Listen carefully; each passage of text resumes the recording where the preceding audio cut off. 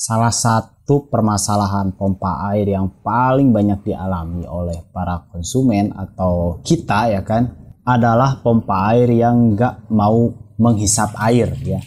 Baik itu pompa air yang baru diservis, pompa air lama ataupun pompa air baru sekalipun, permasalahan ini kerap kali dialami oleh kita semua ya kan. Nah, bagaimana jika kali ini saya tawarkan pada sobat sebuah pompa air yang mustahil tidak mampu menghisap air. Ya, pompa air tersebut bernama submersible pump. Assalamualaikum warahmatullahi wabarakatuh. Jumpa lagi bersama saya di channel Kelistrikanku TV. Dan pada kesempatan kali ini nih kita akan membahas suatu pompa yang memiliki bentuk yang paling unik dan paling berbeda di antara jenis pompa-pompa yang lain. Ya, namanya adalah pompa air celup atau submersible pump. Oke, pompa submersible pump pertama kali ditemukan atau dikomersialkan oleh seorang ahli dalam bidang pengeboran minyak mentah, yaitu Armes Sergeyevich Arotunov.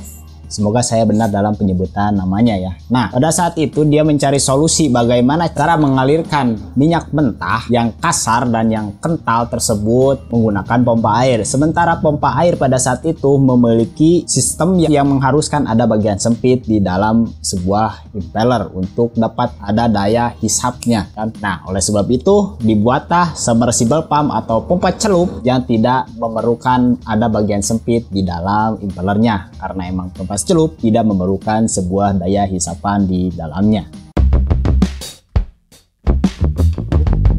Dalam segi bentuk, pompa submersible pump memiliki bentuk yang sangat unik karena biasanya pompa air biasa itu memiliki arah poros yang horizontal, sementara submersible pump memiliki arah vertikal ya. Baik itu impellernya berada di atas ataupun bagian impeller yang berada di bawah sesuai dengan tipe submersible pump yang digunakan. Nah, apa sih alasan pompa air ini digunakan? Selain tadi berdasarkan sejarah untuk dapat mengangkat bagian cairan-cairan yang kasar dan berat ya kan.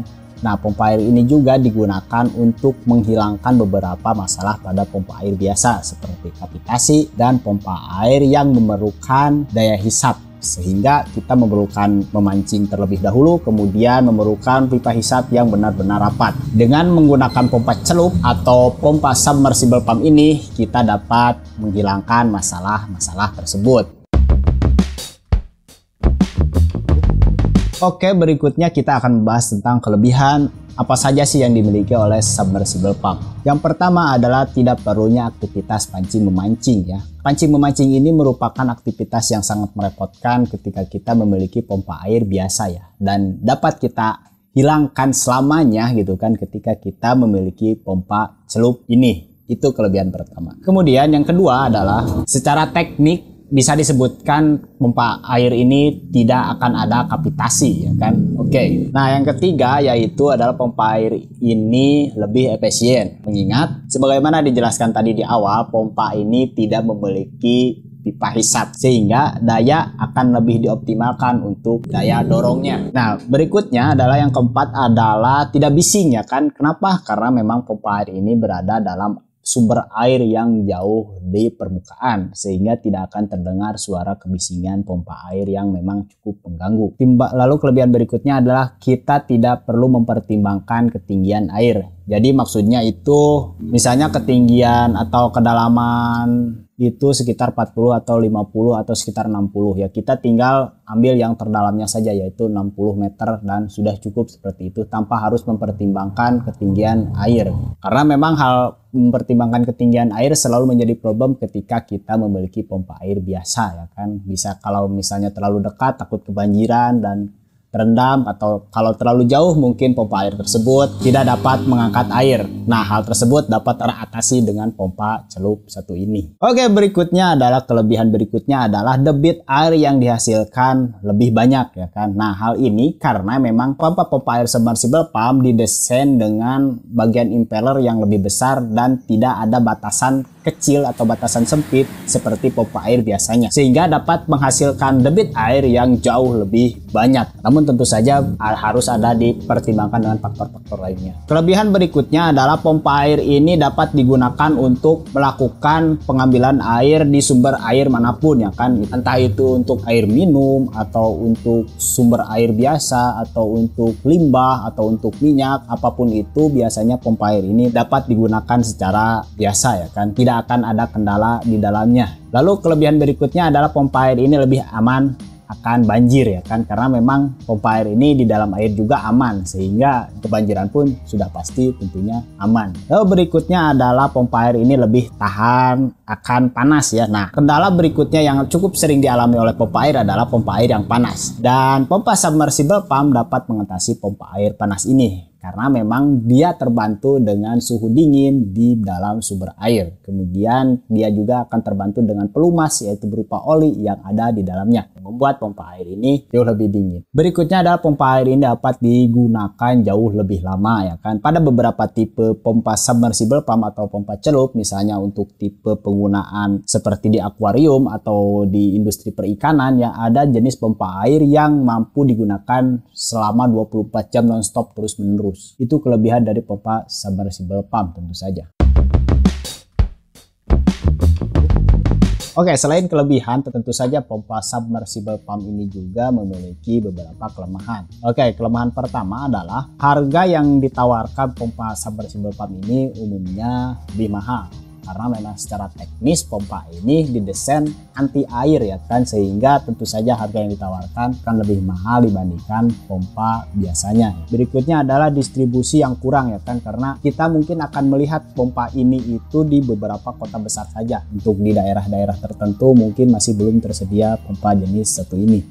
Kekurangan berikutnya adalah penyedia atau layanan servisnya itu masih kurang ya, karena memang beberapa tukang servis juga baru mengenal pompa ini, dan juga desain pompa ini juga masih terbilang baru pada beberapa tukang servis, sehingga masih perlu waktu untuk menguasai jenis pompa satu ini. Berikutnya adalah pengetahuan tentang pompa ini juga masih kurang tersebar secara merata, karena memang masih belum banyak orang yang tahu. Kemudian juga tukang servisnya belum banyak juga yang berhasil menguasai 100% alat ini gitu kan, termasuk kita. Juga di internet kita kurang mendapati informasi yang cukup akan pompa ini, akan menjadi ganjalan tersendiri ketika kita ingin menggunakannya ya. Lalu berikutnya adalah sulitnya melakukan pemeliharaan ya. Kita tahu sendiri karena pompa ini berada di dalam air, jauh di dalam sumber air, tentu saja kita akan sulit mengecek lalu melakukan pemeliharaan rutin terhadap pompa air tersebut. Kelemahan berikutnya adalah akan korosi ya, karena memang terlibat secara langsung dalam air. Tentu saja permasalahan korosi ini akan sangat sulit diatasi. Lalu permasalahan berikutnya dan menurut saya yang paling fatal adalah ketika pompa air ini sekali mengalami kerusakan dalam hal kebocoran pada gulungan dinamonya, tentu saja akan membuat pompa air tersebut langsung mengalami kerusakan karena langsung terendam air di dalamnya, dan ketika diperbaiki akan jauh lebih sulit memperbaikinya. Berikutnya adalah alasan kenapa kita harus memilih pompa submersible pump. Yang pertama adalah pompa submersible pump atau pompa celup ini di beberapa tipe seperti tipe satelit ya, yang dikombinasikan dengan sumur bor, itu sudah menjadi hal yang sangat wajib karena di perkotaan saat ini seperti Jakarta, Bekasi, kemudian Bandung, Surabaya, itu kedalaman sumber air terus menjadi sangat dalam, sekitar misalnya 30 meter hingga 50 meter, dan tidak mungkin ketika kita menggunakan pompa air biasa karena tidak akan naik. Solusinya hanya ada dua, yaitu menggunakan jet pump dan submersible pump. Namun ketika kita menggunakan jet pump ya, kita harus memiliki lubang sumber air atau sumur itu yang cukup lebar untuk dapat memasukkan dua pipa sekaligus. Karena pada jet pump ini kan seperti ini, terdapat dua pipa, yaitu pipa untuk pipa hisap dan pipa dorong. Sementara di perkotaan ini keumuman sumber air atau sumur-sumur yang digunakan adalah sumur bor. Mengingat di perkotaan karena lahannya sempit, tentu saja penduduk lebih memilih membor sumber air karena akan lebih cepat, kemudian juga hasilnya akan jauh lebih dalam, dan juga buangan atau tanah buangan itu lebih sedikit dibandingkan kita menggunakan sumur gali, yang mana sumur gali ini tidak mungkin mencapai 50 meter karena akan sangat membahayakan para penggali-penggalinya tentu saja, dan kemudian buangan-buangan tanahnya juga jauh lebih banyak. Sehingga di perkotaan saat ini sudah pasti menggunakan sumur bor, dan sumur bor itu kombinasinya saat ini yaitu tentu saja pompa celup atau pompa submersible pump tipe satelit yang panjang itu. Nah, seperti itu. Lalu alasan kedua menggunakan pompa ini yaitu anti banjir tentu saja. Dimana untuk kota-kota saat ini itu banjir rutinan itu sangat sering terjadi, dan tentu saja kelemahan pompa air biasa adalah air itu sendiri, karena ketika air masuk ke dalam gulungannya atau kumparannya akan membuat pompa air tersebut rusak ya. Nah, tentu saja dengan menggunakan submersible pump, sobat tidak perlu mengkhawatirkan tentang kerusakan pada pompa air lagi ya. Oke, itu. Nah, berikutnya adalah alasan kenapa tidak memilih pompa submersible pump. Oke, saya rasa untuk masalah harga yaitu tentu saja cukup berpengaruh pada beberapa kalangan orang ya. Sehingga untuk orang-orang yang berada di daerah-daerah perkampungan yang memiliki sumber air yang pendek sekitar 5 meter atau 4 meter dan resiko kebanjirannya cukup rendah ya kan, kita dicukupkan saja dengan menggunakan pompa air biasa seperti semi jet ataupun pompa sumur dangkal juga sudah cukup, karena jika kita ingin meminimalisir budget ya. Lalu alasan berikutnya kenapa kita tidak memilih pompa submersible pump ya. Misalnya kita melakukan penggalian untuk sumber air yang digunakan untuk konsumsi dan mandi di rumah di bekas sawah ya, atau rumah kita bekas sawah ya. Nah, itu ketika kita menggunakan pompa submersible pump dengan ketinggian atau kedalaman sekitar 30 meter, 15 atau 30 meter, maka air yang dihasilkan sumber air tersebut itu lebih banyak zat besinya atau lebih banyak kuning ya. Jadi ketika dikeluarkan itu banyak kuning-kuning. Nah, solusinya untuk daerah